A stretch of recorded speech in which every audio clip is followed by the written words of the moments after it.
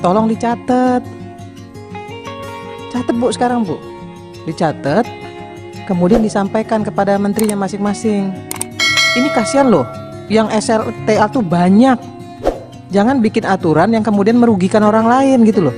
Duduk dulu satu meja, makanya tadi saya bilang dari tadi, yang sudah kerja puluhan tahun dia tamat SLTA kan jadi nggak bisa. Padahal dia udah mengabdi puluhan tahun. Nah yang begini-begini harus jadi perhatian. Tadi Pak Sestama udah menyampaikan. Kita nggak nyalain Pak, tidak mempersalahkan BKKBN dalam hal ini, kita tahu.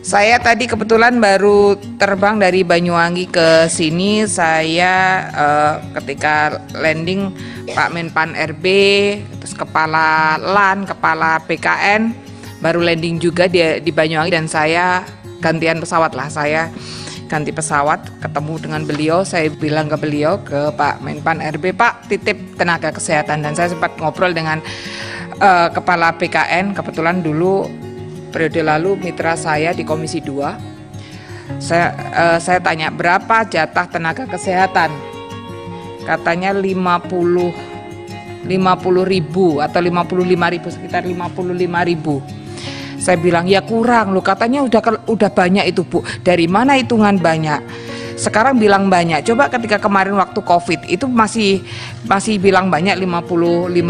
Kita harus mikirnya ketika masa COVID kemarin bagaimana kita juga sangat luar biasa. Kalau tidak ada tenaga kesehatan seperti apa? Saya pikir ini tenaga kesehatan ini dengan pengangkatan ini sebagai bentuk reward kita kepada tenaga kesehatan, sebagai bentuk reward kita ketika mereka kemarin menjadi lini terdepan ketika masa COVID.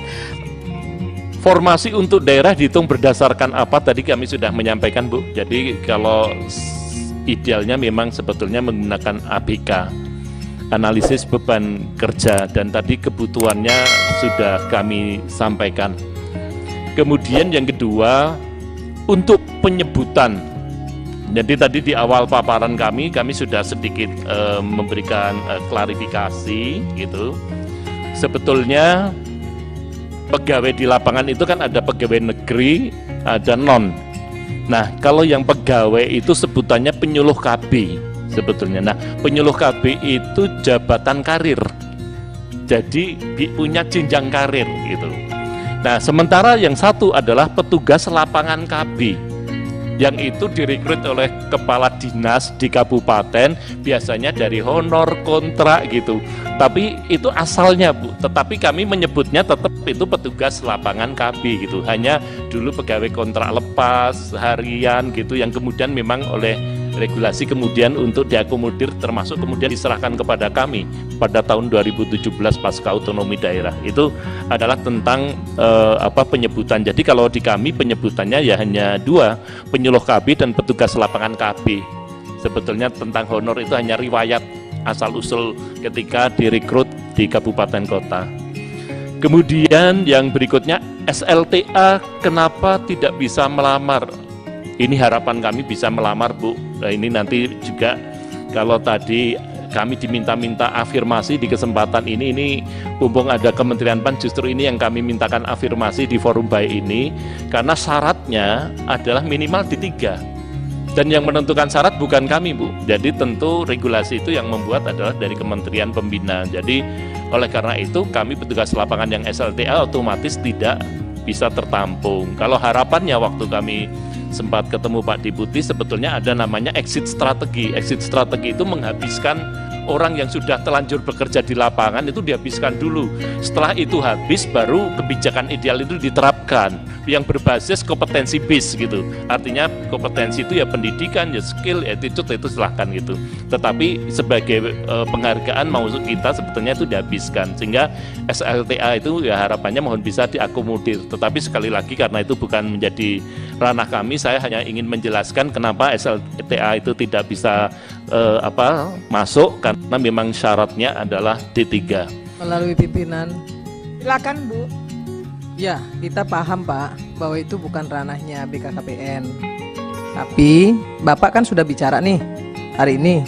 Nah, Menpan RB, Kementerian Kesehatan, kemudian Menteri Dalam Negeri, tolong dicatat. Catat Bu sekarang Bu, dicatat, kemudian disampaikan kepada menterinya masing-masing. Ini kasihan loh, yang SLTA tuh banyak.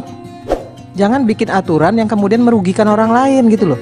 Duduk dulu satu meja, makanya tadi saya bilang dari tadi, yang sudah kerja puluhan tahun dia tamat SLTA kan jadi nggak bisa. Padahal dia udah mengabdi puluhan tahun. Nah yang begini-begini harus jadi perhatian. Tadi Pak Sestama udah menyampaikan, kita nggak nyalain Pak, tidak mempersalahkan BKKBN dalam hal ini, kita tahu. Nah tapi Pak, ini kan yang dirugikan teman-teman, ya, yang sudah mengabdi puluhan tahun, tamat SLTA, nggak bisa ikut. Kenapa? Karena regulasinya dibikin tidak bicara dulu dengan BKKBN. Masing-masing bikin regulasi sendiri-sendiri. Coba deh komunikasi dengan BKKBN sebelumnya. Pasti BKKBN akan memberikan informasi seperti ini. Sehingga kemudian apa yang disampaikan BKKBN ini tidak diabaikan oleh Kementerian Dalam Negeri maupun Menpan RB, sehingga regulasinya tidak merugikan gitu loh. Terima kasih pimpinan. Saya sepakat dengan Bu Irma. Jadi memang di lapangan itu luar biasa sekali dinamikanya, dan mereka itu sebenarnya kan kalau mau ini, apalagi yang sudah tua dan sebagainya, mau ngurus aplikasi juga kesulitan dan sebagainya, bukan lagi hanya lulusan SMA tapi yang tua dan ngurus aplikasi. Betul. Yang pertama, untuk bisa segera mempercepat Permenpan jabatan fungsional PLKB yang saat sekarang sebetulnya sedang kami godok bersama dengan mitra kami di Kementerian PAN. Kalau itu segera bisa selesai, ini segera bisa menjadi pedoman yang pertama itu. Yang kedua, dari situ kemudian bisa disetujui jumlah analisis beban kerja atau ABK tadi yang saya sebut. Karena ABK ini kan sebetulnya ada ABK harapan dari kita, yang itu belum hasil akhir karena tentu melalui proses namanya verifikasi atau validasi. Nah, ABK itu kalau kemudian bisa ditetapkan, karena sudah sebetulnya juga formulanya sudah mendapatkan bimbingan, ini kemudian sebetulnya juga bisa menjadi dasar penghitungan untuk pemenuhan kekurangan tenaga yang ada. Nah, tadi kami menyebutkan kalau berdasarkan ABK kemudian kebutuhannya memang menjadi 37.994. Yang ketiga, harapannya kemudian mengalokasikan formasi P3K PLKB pasca penetapan ABK. Jadi setelah ABK-nya ditetapkan, kemudian kami diberi ruang formasi tambahan. Berarti ini sebetulnya kalau harapan kami seperti itu. Dan yang terakhir tadi yang juga menjadi catatan yang disampaikan sebagai sebuah exit strategi mungkin untuk rekan-rekan kami di SLTA itu jumlahnya masih sebanyak 6.551 yang SLTA yang tidak bisa mendaftar, dan kami punya by name by address-nya itu yang mungkin kalau itu bisa masuk dalam strategi transisional ini mungkin akan lebih baik. Jadi saya kira itu pimpinan beberapa hal yang bisa kami sampaikan. Terima kasih.